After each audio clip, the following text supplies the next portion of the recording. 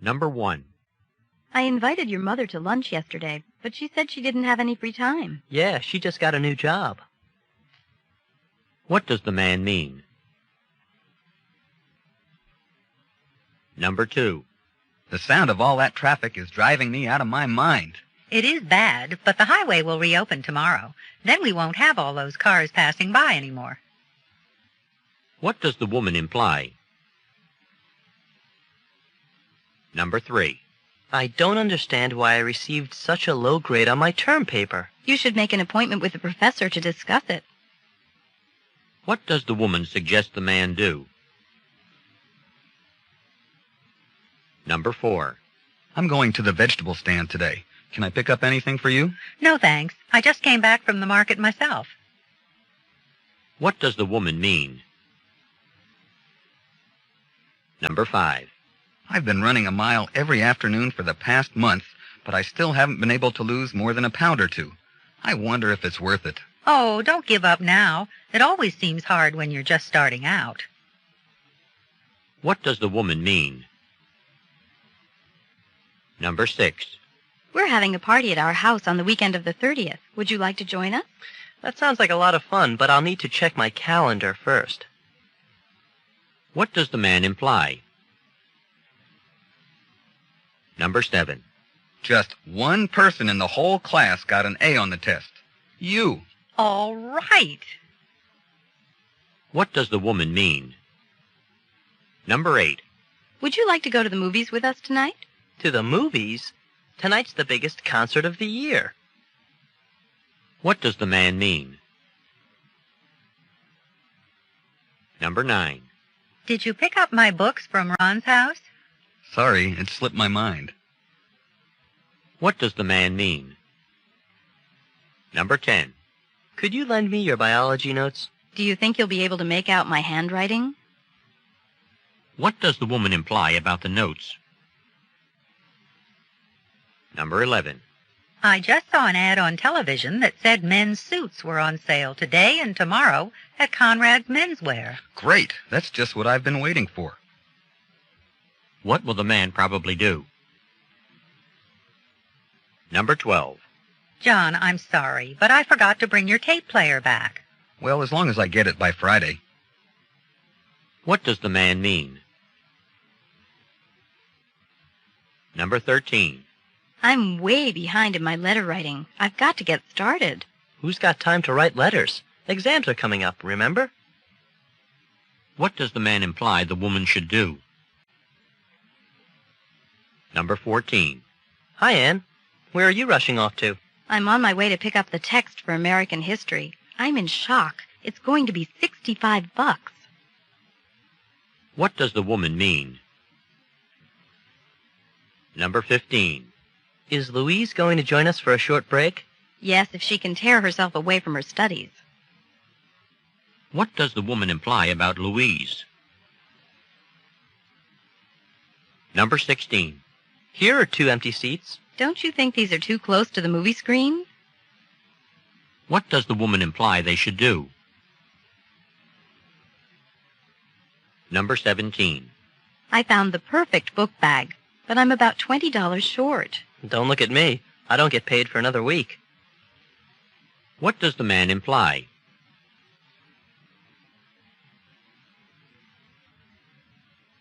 Number 18. I'm bored with the same food all the time. Let's try something different Saturday night. How about an Italian place? What does the man suggest they do? Number 19. What we need is a roommate who's neat and considerate. Let's write that in the ad. Neatness and consideration a must. What do the speakers hope to do? Number 20. These watches are outrageously expensive. You think they're bad? You should see the ones in the jewelry store. What does the woman imply?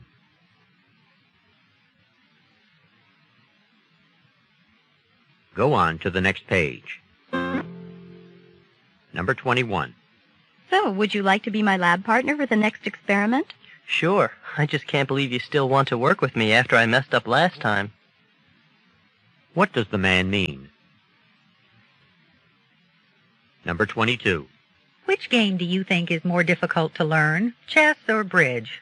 They're like apples and oranges. What does the man mean? Number 23.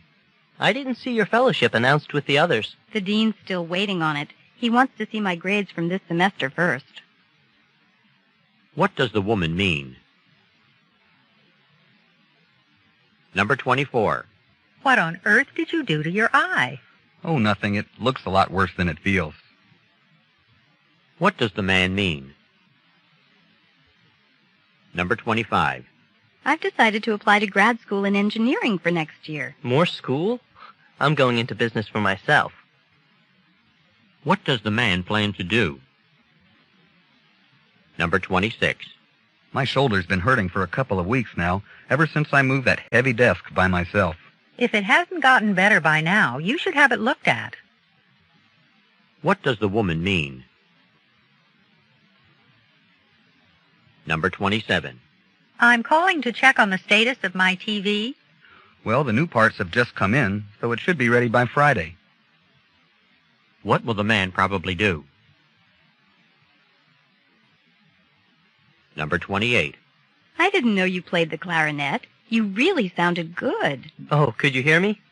I was practicing because, well, band tryouts are next week. What does the man imply?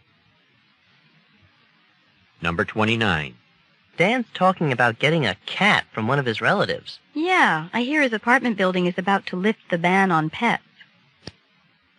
What does the woman mean? Number 30. The concert pianist was fantastic. And how? What does the man mean? This is the end of Part A. Now we will begin Part B with the first conversation.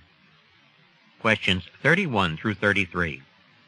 Listen to a conversation between two friends attending a university in the United States. Hi, Frank. What are you up to?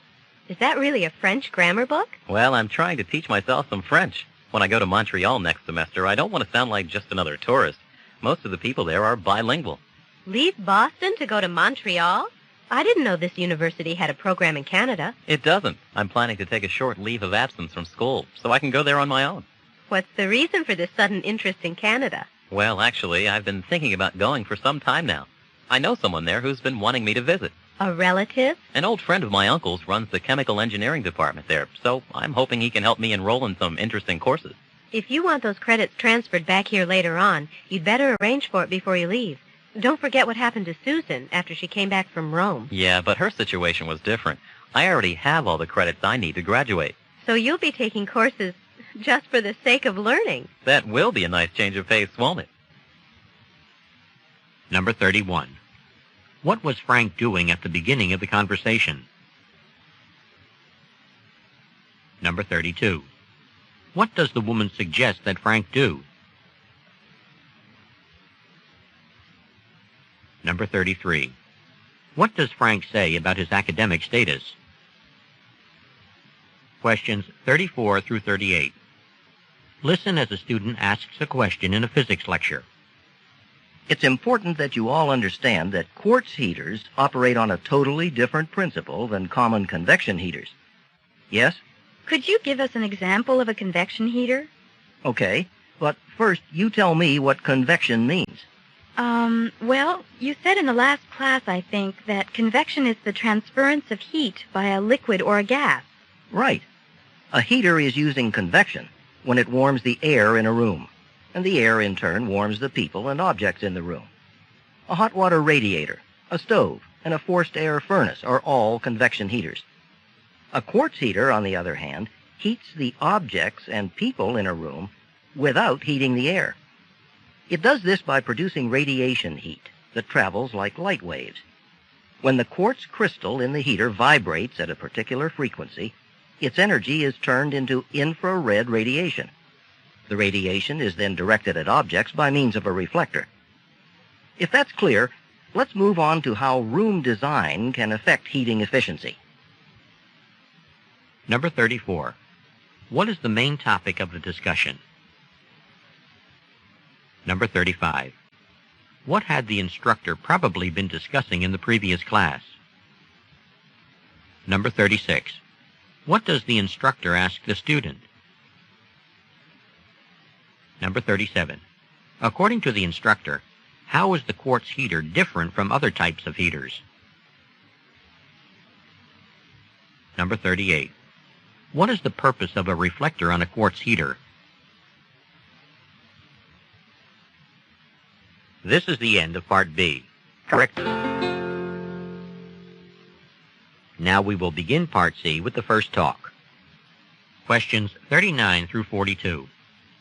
Listen to a university official talk about a job placement office. As a result of rising university costs, many students are finding it necessary to take on part-time jobs. To make finding those jobs easier, the Placement Service has put together a listing of what's available locally.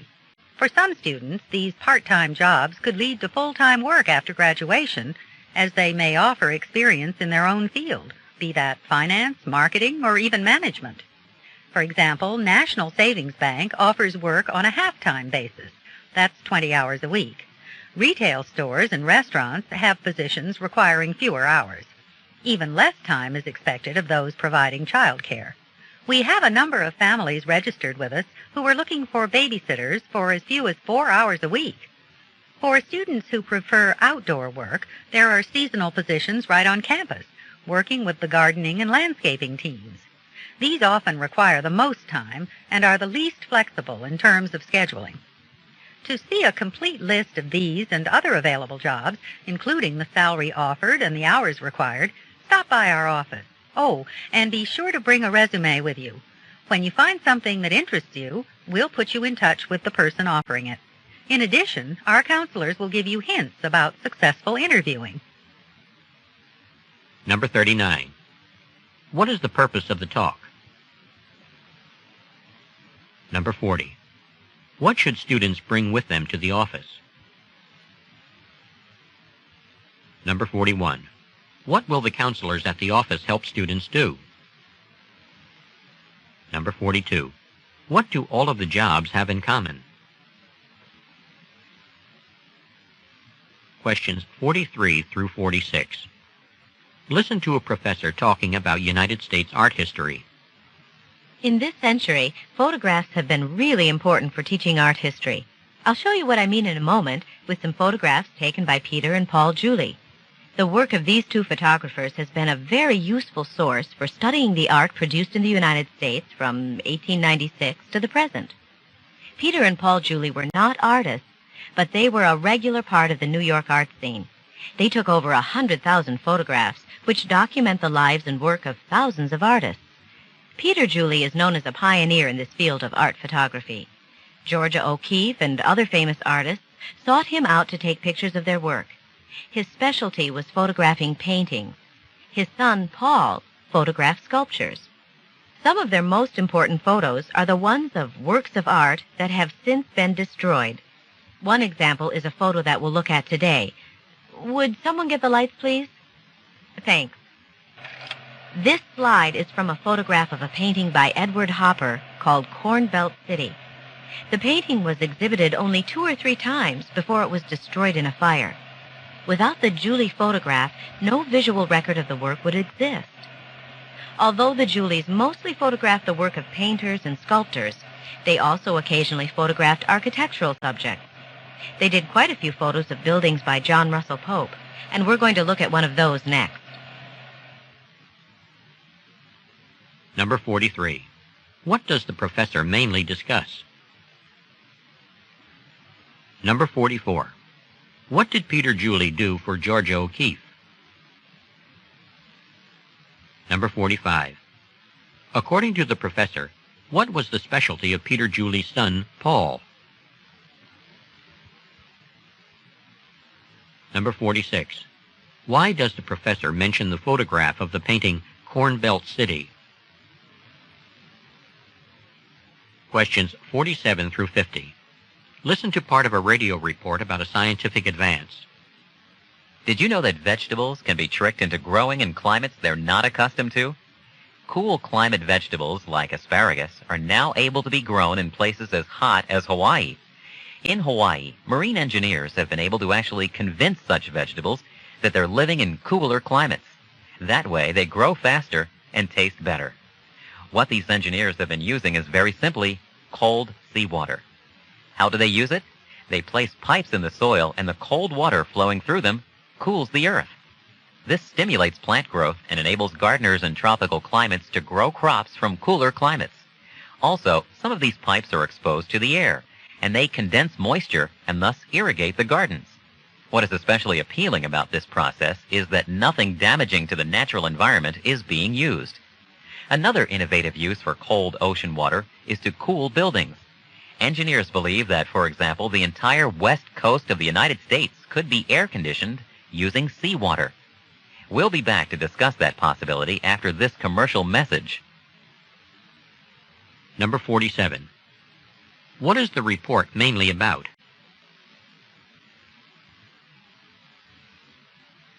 Number 48. What does the new system enable farmers to do? Number 49. How were the pipes used in Hawaii? Number 50. Why does the speaker mention air conditioning? This is the end of Section 1, Listening Comprehension. Stop work on Section 1. This is a reminder. At the end of the test, the supervisor will collect all of the test books. You may not leave until all of the test books have been collected.